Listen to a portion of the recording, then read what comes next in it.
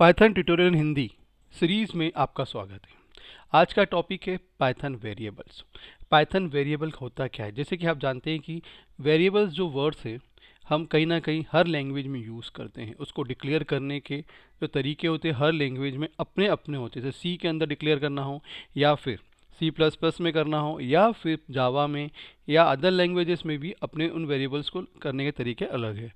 But Python में किस तरीके से हम वेरिएबल को डिक्लेयर करेंगे वो यहाँ पे हम जानेंगे, और कितने अलग अलग तरीके से वेरिएबल को लिख सकते हैं ये सब चीज़ हम यहाँ पे देखेंगे। Now let's start the Python variables. What is a variable in Python?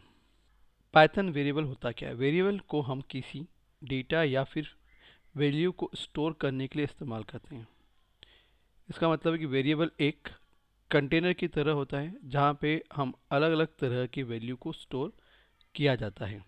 वो वैल्यू कौन कौन से स्टोर कर सकते हैं? जैसे कि नंबर हुआ, टेक्स्ट हुआ और अदर डेटा टाइप की वैल्यूज़ को वहाँ पे हम स्टोर कर सकते हैं। और वो वैल्यू कंप्यूटर के किसी एक मेमोरी लोकेशन के अंदर स्टोर हो जाती है। ये वैल्यू विभिन्न डेटा टाइप की हो सकती है जैसे कि integer, float, string, list, dictionaries and बहुत कुछ या बहुत और मोर। वेरिएबल में पाइथन वेरिएबल को किसी भी नाम या किसी भी अल्फ़ाबेट से डिक्लेयर किया जा सकता है, जैसे for example A, double A, B, C आदि। लेकिन जहाँ बात करते हैं C, C plus plus, Java language की, तो इन सारी लैंग्वेज में वेरिएबल को यूज़ करने के लिए डेटा टाइप को डिक्लेयर करना पड़ता है, जैसे कि इंट हुआ, फ्लोट हुआ, स्ट्रिंग हुआ, कैरेक्टर हुआ। इसको लिखने का तरीका कैसे होगा? इंट ए इक्वल टू 10 है ना। लेकिन पाइथन लैंग्वेज में वेरिएबल को डिक्लेयर करने के लिए कोई भी डेटा टाइप को डिक्लेयर करने की ज़रूरत नहीं होती है।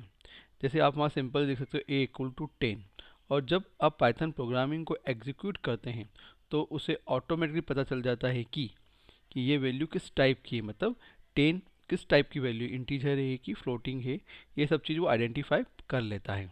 इसका मतलब है कि पाइथन में अलग तरह से वेरिएबल को डिक्लेयर करना नहीं पड़ता है, वो अपने आप डिक्लेयर हो जाता है।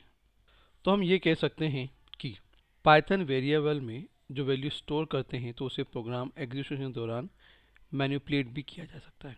एक पाइथन वेरिएबल केवल एक मेमोरी लोकेशन को दिया गया नाम है।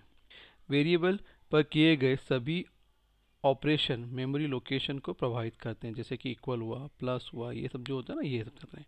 पाइथन में एक वेरिएबल तब बनाया जाता है जब उसे एक वैल्यू सौंपी जाती है। पाइथन में एक वेरिएबल घोषित करने के लिए इसे किसी अतिरिक्त मतलब कमांड की आवश्यकता नहीं होती है। पाइथन में वेरिएबल बनाने के कुछ नियम हो सकते हैं कि किस तरह से उसको लिखा जाता है वेरिएबल को, ठीक है ना। वो अलग अलग उस नियम के हिसाब से या उनके रूल के हिसाब से हम वेरिएबल को डिक्लेयर करेंगे, वेरिएबल को लिखेंगे और उसके अंदर हम वैल्यू को असाइन करेंगे। तो ये होता है वेरिएबल को डिक्लेयर करने का एक तरीका।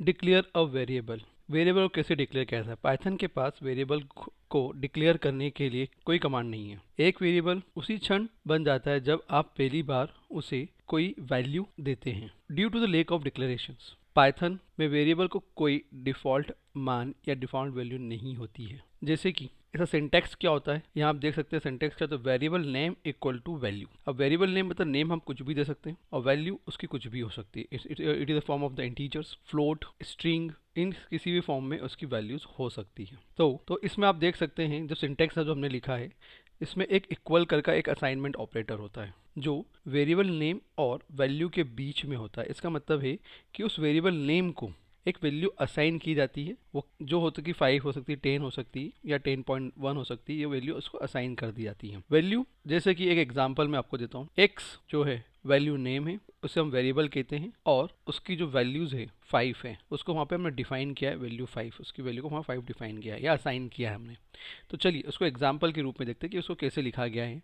यहाँ पे आप देख सकते हैं कि x इक्वल टू 5 है एग्जाम्पल, और y इक्वल टू जॉन है। John is a string and x equal to 5 क्या है, एज अ इंटीजर है। पर यहाँ पे हम जब लिखते वक्त हम यहाँ पे कोई भी डेटा टाइप यहाँ पे शो नहीं करते, इंट, फ्लोट या फिर स्ट्रिंग, ऐसा कुछ भी नहीं लिखा है। जब प्रोग्राम एग्जीक्यूट होता है तो पाइथन अपने आप इससे क्या कर लेता है, डिक्लेयर कर देता है कि यह वैल्यू इंटीजर के फॉर्म में है या फिर स्ट्रिंग के फॉर्म में है। उसके बाद हमने क्या करा, प्रिंट किया, जबकि अभी हम इसे वैल्यू लिखने से वैल्यू प्रिंट नहीं हो जाएगी। तो उसके लिए हमें क्या देना पड़ेगा, प्रिंट करके एक फंक्शन होता है, उसका यूज़ करना होगा, तब वैल्यू क्या होगी, डिस्प्ले होगी, मतलब आउटपुट में शो होगी, मतलब एग्जीक्यूट होने के बाद वहाँ शो होगी। तो हमने क्या लिखा, print x then print y, ठीक है, और एक आखिरी में लिखा प्रिंट एक्स कॉमा वाई। तो अब जैसे हमने ये तीन अलग अलग तरीके से हमने प्रिंट की वैल्यू को शो किया है, प्रिंट एक्स में क्या वैल्यू थी, 5 थी, तो 5 शो हो गई। प्रिंट वाई में वाई के अंदर कौन सी वैल्यू थी, जॉन थी, जॉन शो हो गई। और प्रिंट एक्स कॉमा वाई मतलब 5, एक्स अंदर 5 थी, देन कॉमा, देन वाई के अंदर जो वैल्यू थी जॉन, वो वहाँ पे वहाँ डिक्लेयर हो गई है, मतलब वहाँ पे डिस्प्ले हो गई है। तो इस तरीके से क्या होता है, हम वैल्यू को डिक्लेयर कर सकते हैं। रीडिक्लेरेशन ऑफ वेरिएबल, तो यहाँ पे हम क्या करें, रीडिक्लेयर करेंगे वेरिएबल को। कैसे, मतलब अगर वेरिएबल डिक्लेयर करने के बाद भी पाइथन वेरिएबल को फिर से डिक्लेयर कर सकते हैं। यहाँ हमारे पास पाइथन डिक्लेरेशन वेरिएबल है जिसे हम x इक्वल टू 5 से स्टार्ट करते हैं। तो आपको यहाँ पे ऑलरेडी क्या दिखा है, एक टेबल दिख रही है, टेबल के अंदर क्या लिखा है, x इक्वल टू 5 दिखा और x इक्वल टू इन्फो खजाना लिखा है, एंड देन प्रिंट एक्स लिखा है, ठीक है। पर यहाँ पे प्रिंट क्या हो रहा है, ओनली इन्फो खजाना हो रहा है। ऐसा क्यों, बाद में हमने क्या किया, उस वेरिएबल x को इन्फो खजाना वैल्यू के लिए पुनः डिक्लेयर किया, ठीक है। तो इसके बाद क्या होगा, यहाँ पर आप देख सकते हैं कि x का मान क्या था, 5 था, उससे बदल कर हमने क्या किया, इन्फो खजाना लिखा कर दिया।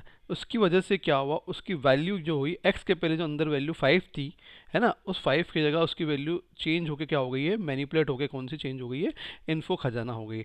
इसकी वजह से क्या हुआ, जब हमने प्रिंट x लिखा तो उसकी वजह से उसकी आंसर क्या आ गया है, इन्फो खजाना आ गया है। तो आप यहाँ पे देख सकते हैं टेबल के अंदर भी हमने पहले x इक्वल टू 5 लिखा था, then x equal to info खजाना, देन प्रिंट x किया तो आंसर क्या है, इन्फो खजाना, मतलब 5 से चेंज होकर मैनिपुलेट होकर इन्फो खजाना आई है, और उसके बाद उसकी वैल्यू का आंसर क्या आ गया है, इन्फो खजाना आ गया है, ठीक है।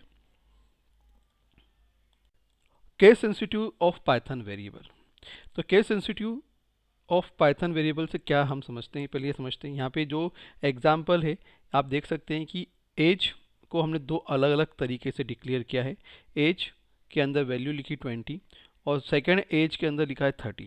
अब आप देख सकते हैं एक में एक जो था स्मॉल है और एक में ए क्या है, कैपिटल लेटर में है, ठीक है।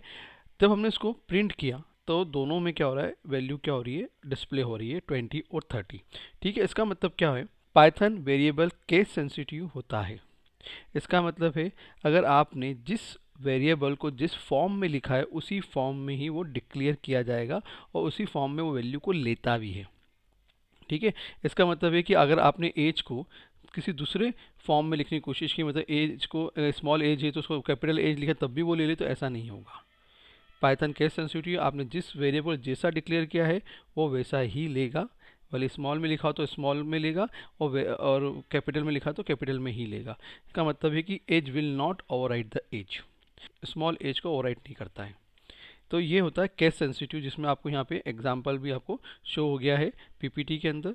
एज इक्वल टू 20 और एक कैपिटल ए जो लिखा है उसमें एज इक्वल टू 30 दिया है। तब हम इनको प्रिंट करेंगे दोनों वैल्यू क्या होगी, यहाँ पे डिस्प्ले हो जाएगी। Gate data type and casting of variable, सबसे पहले बात करते हैं गेट डेटा टाइप। मतलब यहाँ पे अगर आप जो वैल्यू डिक्लेयर कर रहे हैं x इक्वल टू 5 और y इक्वल टू जॉन, जो जैसा कि हमको पहले से ही मालूम है कि हम यहाँ पे ये दो टाइप के जो वैल्यूज़ है उसको डायरेक्ट डिक्लेयर कर सकते हैं बिना इंट या बिना फ्लोट या बिना कैरेक्टर के, मतलब बिना डेटा टाइप के हम यहाँ पे डिक्लेयर कर सकते हैं। अगर आप पता करना चाहते हो कि 5 किस टाइप का डेटा टाइप है या जॉन किस टाइप का डेटा टाइप है, इसके लिए हमको क्या करना पड़ेगा, टाइप टाइप करके एक फंक्शन होता है, इसका यूज़ कर सकते हैं। जैसे कि हमने यहाँ प्रोग्राम में भी लिखा है, print type of x, print type of y. जैसे हम इसको क्या करते हैं, एग्जीक्यूट करते हैं, तो आपको यहाँ दिखाई देगा कि ये किसका है, पहला वाला इंट है और दूसरा वाला किसके फॉर्म में है, स्ट्रिंग के फॉर्म में होता है। तो अगर आपको कोई चीज़ कोई वेरिएबल डिक्लेयर हुआ है और उसको पता करना है कि ये किस टाइप का डेटा टाइप है, तो आप वहाँ पे टाइप फंक्शन का यूज़ कर सकते हैं। Next one is casting. Casting क्या होता है, कास्टिंग वो चीज़ है जिसमें हम पहले से डिक्लेयर कर सकते हैं कि ये वैल्यूज़ जो है वैल्यू पे कास्टिंग की जाती है, स्पेसिफिक ना वैल्यू पे, कि ये वैल्यू किस टाइप की होगी, मतलब इंटीजर के फॉर्म में होगी, फ्लोट के फॉर्म में होगी, या फिर स्ट्रिंग के फॉर्म में होगी। ठीक है, तो क्या लिखा हमने, x इक्वल टू स्ट्रिंग के अंदर क्या लिखा, 3 लिख दिया, x y equal to int 3 लिखा, या z इक्वल टू फ्लोट 3 लिखा। ठीक है, और सब में प्रिंट प्रिंट का ऑप्शन दे रखा हमने। तो जैसे ही वो एग्जीक्यूट होगा तो वो उसके हिसाब से 3 एज अ स्ट्रिंग, अब इस 3 को स्ट्रिंग इसलिए बुलाएं कि string it will be combination of both, मतलब किसका, मतलब अल्फ़ाबेट भी हो सकता है और नंबर का कॉम्बिनेशन भी हो सकता है, इसलिए उसको स्ट्रिंग ले लिया उसने। इंट 3 लिखा तो 3 लिख दिया उसने। अब जैसे ही फ्लोट को 3 लिखा तो उसने कहा 3.0 लिख दिया। तो ये होती है कास्टिंग करना, पर्टिकुलरली किसकी, डेटा टाइप ऑफ वेरिएबल की। ठीक है, तो ये कास्टिंग की जाती है। तो ये दो तरीके हमने बताए, gate data type and casting of variable.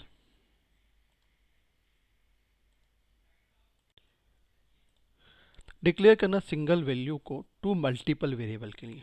ठीक है ना, तो पाइथन के अंदर हम क्या कर सकते हैं, सेम वैल्यू, एक वैल्यू ली और हम उसको असाइन कर सकते हैं मोर देन वन वेरिएबल के अंदर। तो एग्जांपल में हम देख सकते हैं a equal to B equal to C और c इक्वल टू डी दिया है, और उसकी हमने वैल्यू क्या दी, इन्फो खजाना दी है। ठीक है, अब आप क्या करोगे, print A, print B, print C, print D, आप वन बाय वन लिखते जाओगे, और जैसे ही प्रोग्राम एग्जीक्यूट होगा तो ए के अंदर भी वैल्यू इन्फो खजाना है, बी के अंदर भी इन्फो खजाना है, सी के अंदर भी है और डी के अंदर भी। वन बाय वन वैल्यू क्या होगी, वो प्रिंट होगी और उसका आउटपुट जनरेट होगा। तो इस तरीके से हम क्या कर सकते हैं, सिंगल वैल्यू को मल्टीपल वेरिएबल के अंदर हम डिक्लेयर कर सकते हैं।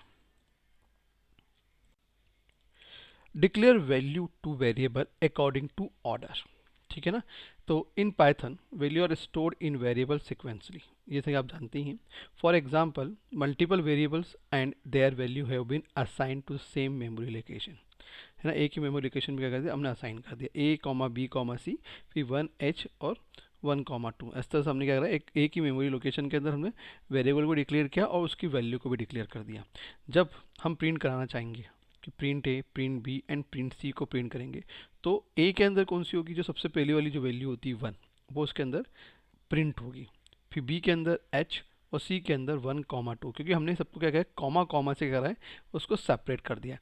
इसकी वजह से क्या होगा, वैल्यू क्या होगी, ए के अंदर 1 प्रिंट होगी, बी के अंदर h होगी और सी के अंदर 1,2। वन वो सिक्वेंस में वो वैल्यू को क्या ले लेगा, अपने आप ही ऑर्डर के हिसाब से वो वैल्यू को, वेरिएबल जिस ऑर्डर में जमे हैं उसी ऑर्डर में वैल्यू को ले लेगा वो।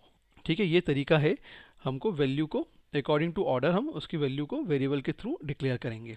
ठीक है, declare value to variable according to order. Unpack a collection. Unpack a collection में क्या होता है, इसमें एक ही लिस्ट में सब वैल्यू को डिक्लेयर कर दिया जाता है।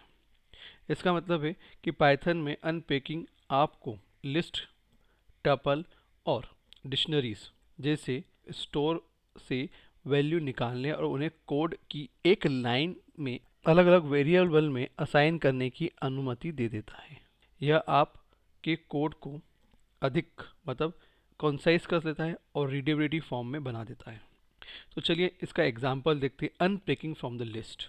मान लीजिए कि आपके पास एक लिस्ट है जिसमें अनेक मान है, नंबर इक्वल टू 10, 20, 30। आप जो तत्व दिए या जो एलिमेंट्स हैं को अलग अलग वेरिएबल में अनपैक कर सकते हैं। वो कैसे कर सकते हैं, जैसे कि आपने वहाँ दिखा X Y Z equal to number लिख दिया मैंने, तो प्रिंट क्या लिखा मैंने, X comma Y comma Z. ठीक है, इस तरह से लिखा।